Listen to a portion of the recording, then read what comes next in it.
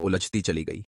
निम्रा के घर का माहौल इतना तनाव भरा हो गया कि उसकी अम्मा ने गुस्से में उसका मोबाइल तक छीन लिया। उन्होंने सख्त लहजे में चेतावनी दी कि अगर वह उस लड़के से दोबारा मिली तो नतीजा बेहद बुरा होगा। निम्रा चुप थी, लेकिन उसकी खामोशी के पीछे कई अनकहे फैसले पल रहे थे, ऐसे फैसले जिनका अंदाजा किसी को नहीं था। उधर सिकंदर और उसकी बीवी अपने ही किए हुए कामों की सजा जैसे महसूस करने लगे। डॉक्टर ने साफ कह दिया कि दोनों की मेडिकल रिपोर्ट बिल्कुल ठीक है, तो फिर बच्चा क्यों नहीं हो रहा। बानो की एक बात ने दोनों के दिल दहला दिए। कहीं वो जुल्म जो अनुषा के साथ हुआ था उसी का असर तो नहीं।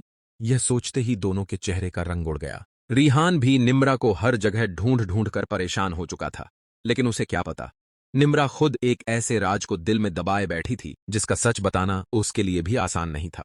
ऊपर से बिजनेस पर अलग मुसीबत, शेयर गिर गए, इन्वेस्टर्स पीछे हट गए और पैसा पल भर में डूबने लगा। घर के हर कमरे में बस तनाव ही तनाव फैला था, किसी को चैन नहीं था। बेगम साहिबा ने एक चुपचाप मगर बेहद खतरनाक चाल चली। उन्होंने एक आदमी को बुलाकर एक तस्वीर थमाई और सिर्फ इतना कहा, इस शख्स को ढूंढो। लेकिन कौन, क्यों, उनका असली मकसद क्या है, यह राज अभी तक किसी को नहीं पता। क्या निम्रा अपने सच का सामना करने की हिम्मत जुटा पाएगी? क्या सिकंदर और उसकी बीवी अब अपने फैसलों की कीमत चुकाने वाले हैं? और बेगम साहिबा की ये नई चाल किसकी जिंदगी को पलटने वाली है? कमरे का माहौल एकदम भारी और घुटन भरा हो चुका है। सबकी नजरें अब भी निम्रा पर टिकी हुई हैं और वो कांपते हुए सोफे के कोने से टिककर बैठी है, जैसे किसी भी पल टूट जाएगी। आंटी की घबराई हुई आवाज कमरे की खामोशी चीर देती है। निम्रा, बेटा कुछ तो बोलो, अचानक ये क्या हो गया? उसी समय सिकंदर तेज कदमों से कमरे में दाखिल होता है। उसके चेहरे पर गुस्सा भी साफ है और बेचैनी भी। वो आते ही ऊंची आवाज में कहता है, ये सब अलीजे ने करवाया है, मैं जानता हूं।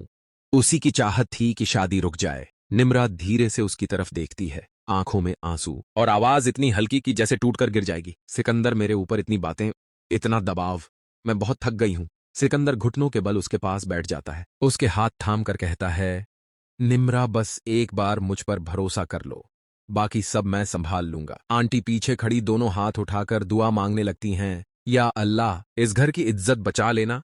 और कमरे के कोने में खड़ी अलीजे, जो खुद को बहुत मजबूत समझती थी, अपनी उंगलियां इतना जोर से मोड़ लेती है कि नक्श तक सफेद पड़ जाते हैं। उसने अंदाजा ही नहीं था कि मामला इतना बिगड़ जाएगा। उसी पल अचानक निम्रा की सांसें गड़बड़ाने लगती हैं, उसका चेहरा पीला पड़ जाता है और वो बिना किसी चेतावनी के बेहोश होकर जमीन पर गिर पड़ती है। सारी दुनिया जैसे एक पल को थम जाती है।